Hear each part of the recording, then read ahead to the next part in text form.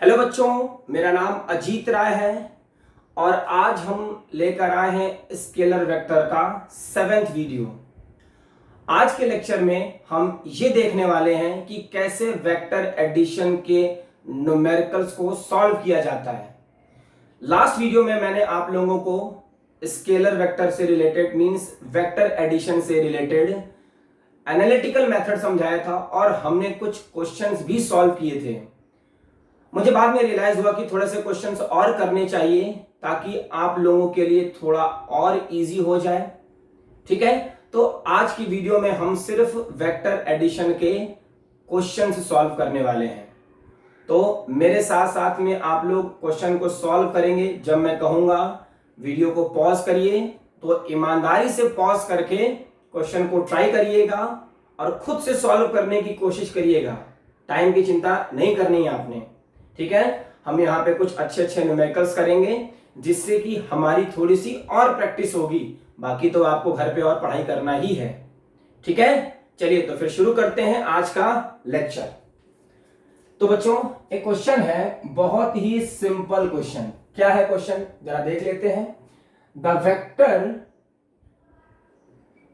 Vector sum of two vectors, the vector sum of two vectors of magnitude of magnitude 10 unit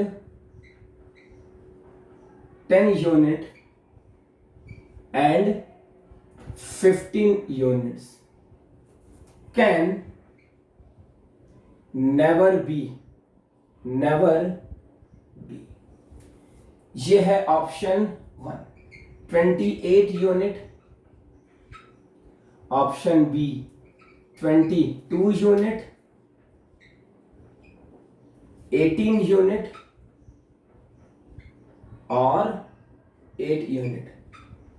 चलिए बच्चों, video को pause करिए और question को try करिए। ओके, देखिए हमसे क्या पूछा गया बच्चों। The vector sum of two vectors of magnitude इतना इतना, दो वेक्टर है जिसका मैग्नीट्यूड दिया हुआ है, ये रहा 10 यूनिट और वेक्टर बी दिया हुआ है 15 यूनिट। 15 यूनिट। अब इन बोला गया कि क्या नहीं हो सकता है बच्चों, किसी भी वेक्टर के रिजल्ट की जो रेंज होती है वो कितनी होती है, रेंज a माइनस बी के इक्वल या फिर छोटा होता है और a प्लस बी से बड़ा होता है और a प्लस बी से छोटा या फिर इक्वल होता है। ये उसकी रेंज होती है, हमने सीखा हुआ है। तो एक बार ये फाइंड आउट करते हैं, एक बार ये फाइंड आउट करते हैं, चेक करते हैं। a माइनस बी कितना हो जाएगा, 15 या फिर 10 लिख लो, कुछ फर्क नहीं पड़ता। अच्छा चलो ऐसे लिख लेते हैं। ये क्या होगा, 10 माइनस 15 और ये आ जाएगा 5 यूनिट। मॉड लगाए ना, जो भी बाहर आएगा प्लस में आएगा बाहर। और a प्लस बी क्या हो जाएगा, 10 प्लस 15, ये हो जाएगा 25 यूनिट। बच्चों ये है 5 और ये है 25। मतलब ये है कि रिजल्टेंट की जो रेंज है ना वो 5 से बड़ी या 5 के इक्वल या 25 से छोटी या फिर 25 के इक्वल होगी। देखिए 5 से 8 भी आता है, 18 भी है, 22 भी है, 28 नहीं है। देखिए इसके बीच में 28 नहीं आता है, मतलब 28 हमारा करेक्ट हो जाएगा ऑप्शन, है ना। 28 करेक्ट ऑप्शन होगा। मेरी बात समझ में आई सभी लोगों को। नेक्स्ट क्वेश्चन देखते हैं। ओके बच्चों, नेक्स्ट क्वेश्चन हमारा ये है और जरा आप लोग इसको ट्राई करिए, इसको आप लोग ट्राई करिए। क्या है क्वेश्चन, सबसे पहली बात तो इस वेक्टर, इस क्वेश्चन को समझना ही हमारे लिए चैलेंजिंग काम है। तो इसको थोड़ा समझते हैं फिर क्वेश्चन को ट्राई करेंगे। सबसे पहले बच्चों कि इसका मतलब क्या है जरा ये देखा जाए। A vector plus B vector is equal to A vector plus B vector. इसका मतलब समझते हैं क्या है ये, है ना। देखिए ये है ए वेक्टर का मैग्नीट्यूड और ये है बी वेक्टर का मैग्नीट्यूड, और ये है ए प्लस बी वेक्टर का मैग्नीट्यूड। इसका मतलब क्या है कि एक वेक्टर है उसका मैग्नीट्यूड निकाला, बी वेक्टर है उसका मैग्नीट्यूड फाइंड आउट किया, और इसमें हमने दो वेक्टर को ऐड किया है, उसके बाद मैग्नीट्यूड फाइंड आउट किया है। यह है इसका मतलब बच्चों। दो वेक्टर को अगर हम ऐड करते हैं, दो वेक्टर को अगर ऐड करते हैं तो क्या हमने कुछ ऐसा सीखा है,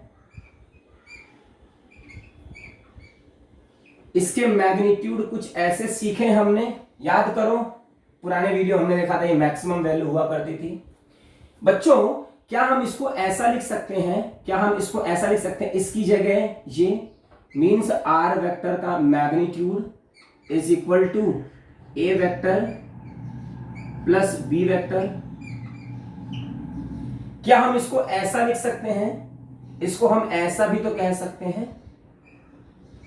और अगर आपको याद होगा बच्चों तो ये मैक्सिमम वैल्यू हुआ करती थी, और मैक्सिमम वैल्यू के लिए थीटा कितना होता था, 0 डिग्री।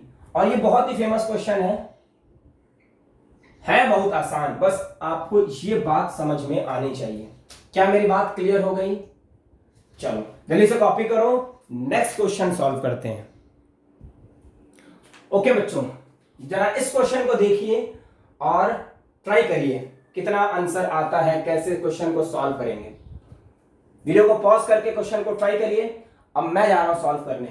क्वेश्चन क्या कह रहा है कि the forces of 6 Newton and 10 Newton, दो फोर्सेस दिए हुए हैं, दो फोर्सेस दिए हुए हैं। एक फोर्स है 6 न्यूटन और दूसरा फोर्स है 10 newton. Act upon a body, the direction of the forces are unknown. मतलब यह है कि हमको थीटा नहीं पता है, अननोन है। The resultant force lies between in which limit, मतलब इन दोनों फोर्स की वजह से जो रिजल्टेंट आएगा उसकी रेंज पूछी गई है, कितनी उसकी लिमिट होगी। तो सोचो जरा कैसे सॉल्व करेंगे। देखो हम क्या कह सकते हैं बच्चों, let theta is the angle between vector A and vector B. लिखा जा सकता है, ये थीटा हमने मान लिया है। अब हमसे रिजल्टेंट पूछा गया है, क्या फाइंड आउट करना है। रिजल्टेंट का फॉर्मूला क्या होता है, F1 square F2 square 2F1 F2 cos theta, यही तो पूछा गया है। अब सोचो बच्चों, अब सोचिए जरा कि ये F1 की F2 की वैल्यू तो कांस्टेंट है ना, गिवन है, ये तो चेंज नहीं हो सकती है। अगर मुझे रिजल्टेंट को चेंज करना है तो थीटा के साथ कुछ ना कुछ करना पड़ेगा हमको। अगर ये वाली वैल्यू मैक्सिमम हो जाती है तो ये वाली वैल्यू मैक्सिमम हो जाएगी, और अगर ये वाली वैल्यू मिनिमम हो गई तो ये वाली वैल्यू भी मिनिमम हो जाएगी। यही तो कहानी है। मतलब यह है कि इसकी मैक्सिमम और मिनिमम वैल्यू पे हम रिजल्टेंट मैक्सिमम और मिनिमम कैलकुलेट कर सकते हैं, है ना। समझ में आ रहा सारा कुछ? चलो भाई, अब मुझे बताओ कि cos थीटा की मैक्सिमम वैल्यू कितनी होती है। तो cos थीटा की मैक्सिमम वैल्यू बच्चों पूरी दुनिया जानती है, हम भी जानते हैं कि 1 होती है। और cos थीटा की जो मिनिमम वैल्यू थी कितनी होती, 0 -1 होती है इसकी मिनिमम वैल्यू। 0 मत बोल देना, मिनिमम मतलब 0 ना, -1। अब क्या करेंगे बच्चों, जरा पुट करते हैं। तो R मैक्सिमम F1 की वैल्यू बच्चों 6 न्यूटन, तो 6 का स्क्वायर 10 का square plus 2 into 6 into 10 into cos. अच्छा, कॉस थीटा को मैक्सिमम लेना है, मतलब कि 1 हो गया। ये कितना हो जाएगा बच्चों, 3600, और ये हो जाएगा 120। इसको जब आप सॉल्व करेंगे तो 120, देखो सॉरी 220, और ये 256, और इसको जब सॉल्व करेंगे तो ये आ जाएगा 16 न्यूटन। मतलब कि रिजल्टेंट की मैक्सिमम वैल्यू है 16 न्यूटन। 16 न्यूटन आ गया आंसर ये। मिनिमम वैल्यू जरा चेक करी जाए। मिनिमम वैल्यू कैसे चेक करेंगे? सेम मेथड, f1 का स्क्वायर f2 का square plus 2f1 f2 cos theta, और cos थीटा की जगह बच्चों -1, यही तो है, -1। अब क्या किया जाएगा? इसकी वैल्यू कितनी? 6 का स्क्वायर, इसकी वैल्यू कितनी? 10 का स्क्वायर, 2 इंटू 6 इंटू 10, और ये -1 मतलब ये माइनस। इसको जब सॉल्व करेंगे तो ये आ जाएगा 36, ये आ जाएगा 100, और ये हो जाएगा 120। इसको जब सॉल्व करेंगे तो ये हो जाएगा 36 और ये हो जाएगा 20, और ये आ जाएगा मान लो 16, और ये हो जाएगा 4 न्यूटन। अगर आप ध्यान से देखोगे तो रेंज की जो मिनिमम वैल्यू है 4 न्यूटन और मैक्सिमम वैल्यू है 16 न्यूटन। इसका मतलब क्या है? इसका मतलब ये है कि ये दोनों फोर्सेस की जो रिजल्टेंट की रेंज है ना, लिमिट है, वो 4 से लेके 16 यूनिट तक है। 4 से लेके 16 यूनिट तक 4 से बड़ी या फिर इक्वल हो सकती है, और 16 से छोटी या फिर इक्वल हो सकती है। यह है इस क्वेश्चन का सॉल्यूशन। क्वेश्चन समझ में आया सभी लोगों को? चलिए बच्चों एक नेक्स्ट क्वेश्चन देखते हैं। ओके बच्चों, सॉल्व करो इस क्वेश्चन को, ट्राई करो। क्या बोल रहा है? Which pair of the following forces will never give resultant force of 2 Newton. इनमें से कौन सा पेयर कभी भी 2 न्यूटन रिजल्टेंट नहीं देगा? 2 न्यूटन रिजल्टेंट नहीं देगा। ट्राई करिए जरा इसको बच्चों। अगर इस क्वेश्चन को सॉल्व करना है तो क्या करना होगा? इसकी रेंज पता कर लें। पहले इसकी मिनिमम वैल्यू देख लेंगे, फिर इसकी मैक्सिमम वैल्यू देख लेंगे, और देख लेंगे कि रेंज में 2 न्यूटन आता है या फिर नहीं आता। नहीं आता होगा तो नहीं कर पाएगा, और आता होगा तो कर लेगा। देखो, which pair of the following forces will never, नहीं आना चाहिए। चलो जरा इसके बारे में देखते हैं। रेंज का फॉर्मूला क्या होता है? रेंज का फॉर्मूला क्या होता है बच्चों? रेंज कितनी लिमिट होती है? a माइनस बी से बड़ी या फिर इक्वल, और a प्लस बी से छोटी या फिर इक्वल, ये होती है रेंज, है ना। चलो देखा जाए। अगर मैं a वाले के लिए बात करूं तो 2 न्यूटन एंड 2 न्यूटन है ना। a वाले की बात करें तो 2 न्यूटन एंड 2 न्यूटन। अगर बच्चों मैं a माइनस बी पता करूं, ये तो 0 आ जाएगा, और अगर मैं a प्लस बी पता करूं बच्चों तो ये तो 4 आ जाएगा। 2 + 2 4। मतलब ये है कि इसकी जो वैल्यू है 0 से लेके 4 के बीच में आने वाली है। मतलब कि 2 कहीं ना कहीं पे आएगी ना, आएगी 2 कहीं ना कहीं पे। चलो सर ये वाला नहीं होगा, हमसे पूछा गया है, नेवर बोला गया है, ये होता है, ये आएगा आंसर। बी वाले के लिए बच्चों जरा सोचते हैं। 1 Newton and 1 Newton, 1 Newton and 1 Newton, तो क्या होगा? a माइनस बी हो जाएगा 0, और a प्लस बी बच्चों क्या हो जाएगा? 2। मतलब इसकी जो रेंज है वो रेंज है 0 से लेके 2 तक। मतलब कि 0 भी हो सकता है, 2 भी हो सकता है, इसके बीच में जितनी वैल्यूज है वो कुछ भी हो सकती हैं। मतलब कि ये भी राइट है। मतलब हमारे ऑप्शन में नेवर चाहिए, हमको नहीं मानना चाहिए। थर्ड वाला जरा बच्चों देखते हैं। थर्ड वाला क्या बोल रहा है? 1 न्यूटन एंड 3 न्यूटन बोला गया है। क्या करेंगे? इसकी मिनिमम और मैक्सिमम वैल्यू कैलकुलेट कर देते हैं। a माइनस बी, 1 माइनस 3 2, प्लस माइनस के चक्कर में मत पड़ो, मॉड है ये, मैग्नीट्यूड है, ठीक है ना। और ये रहा a प्लस बी, ये कितना हो जाएगा बच्चों? 4, है ना। 1 + 3 4, 1 माइनस 3 2। अब क्या करेंगे बच्चों? ये कितनी इसकी रेंज है? 2 और 4 के बीच में आ रही है वैल्यू। मतलब 2 इसमें भी हो सकती है। इसकी मिनिमम वैल्यू 2 होगी, मैक्सिमम वैल्यू। अब तो शायद लास्ट वाला ही ऑप्शन होगा, तीनों ऑप्शन तो नहीं हो रहा है। 1 and 4, 1 and 4। a minus B देख लो इसका तो बच्चों 3 आएगा, और a प्लस बी देख लोगे तो 5 आएगा। मतलब ये है कि इसकी जो वैल्यू है 3 और 5 के बीच में आएगी। मतलब ऑप्शन डी इज करेक्ट। समझ में बात आई ना? ऐसे क्वेश्चन को हमने ये सॉल्व करना है। क्या पूछा गया था हमसे? ये पूछा गया था कौन सा ऑप्शन में रिजल्टेंट 2 नहीं हो सकता है। हमने क्या करना है, मिनिमम वैल्यू और मैक्सिमम वैल्यू देखनी है। मिनिमम और मैक्सिमम की रेंज देख लो, उसी में से कोई ना कोई वैल्यू होगी। यहां से इसमें क्या होगा, 0 से लेके 4 तक कुछ भी हो सकता है, 1 2 3 3.5 3 से कुछ भी, 0 से 2 हो सकता है, 2 से 4। इसमें 2 नहीं आता है, बाकी सब में 2 है। समझ में आया क्वेश्चन कैसे सॉल्व किया गया है? चलो बच्चों एक और क्वेश्चन सॉल्व किया जाए। मजा आ रहा है? मजा आ रहा है क्वेश्चन सॉल्व करके? मजा नहीं आ रहा है? आएगा मजा, है ना? क्वेश्चन को बस सीखते रहिए, खुद से ट्राई करिए और मुझे कमेंट करिए कि कितना आप लोगों ने सीखा, समझ में आया, नहीं आया, बाउंस हो गया, मुझे कमेंट करके बताइए। ओके बच्चों, इस क्वेश्चन को सॉल्व करिए, क्वेश्चन को सॉल्व करिए, पढ़ाई करिए, इसको देखिए क्या है अच्छे से।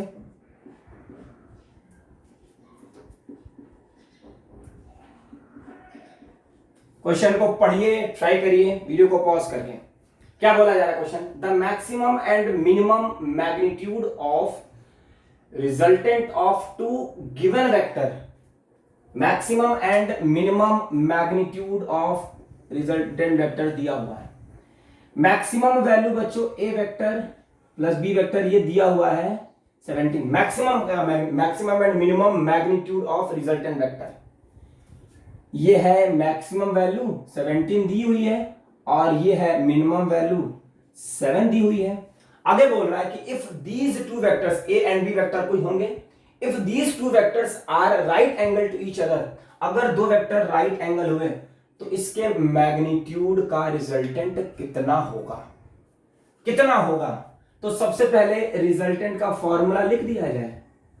रिजल्टेंट का formula A square plus B square plus 2ab cos 90 है ना? चलो cos थीटा लिख लेते हैं। अब बच्चों हमें इसको फाइंड आउट करने के लिए क्या क्या चाहिए होता है? ए वेक्टर चाहिए, बी वेक्टर का मैग्नीट्यूड चाहिए और थीटा चाहिए। थीटा तो हमको दिया हुआ है, हमको एंगल दिया हुआ है A vector plus B vector plus 2ab cos 90 दिया हुआ है। cos 90 0 और ये पूरा का पूरा 0 हो जाएगा, तो r की वैल्यू ए स्क्वायर प्लस बी स्क्वायर। अब सवाल ये है कि ए और बी कैलकुलेट कैसे किया जाए? कहां है ए और बी? तो है ही हमारे पास। क्या करेंगे, क्या करेंगे? सोचो सोचो सोचो। ए और बी तो दिया नहीं हुआ, कैसे कैलकुलेट किया जाएगा? तो बच्चों हम इसकी हेल्प लेते हैं। देखिए कैसे सॉल्व करेंगे। ये कैंसिल आउट हो जाएगा और ये आ जाएगा 2a और ये कितना होगा 24 है ना, और ये हो जाएगा 12। a की वैल्यू तो आ गई 12। अब इसमें से किसी की वैल्यू पुट कर दो, a minus B is equal to 7 और a माइनस बी, अच्छा a की वैल्यू क्या हमारी 12 है, minus B is equal to 7। b को उस तरफ लेके जाओगे तो ये आ जाएगा कितना 12, 7 5 12, 5 आ गया। b की वैल्यू 5, a की वैल्यू 12। इसको जरा सॉल्व करते हैं। a की वैल्यू कितनी है 12, तो ये हो जाएगा 12 का स्क्वायर और ये हो जाएगा 5 का स्क्वायर और ये हो जाएगा 144 और ये हो जाएगा 25 और ये हो जाएगा 169 और ये हो जाएगा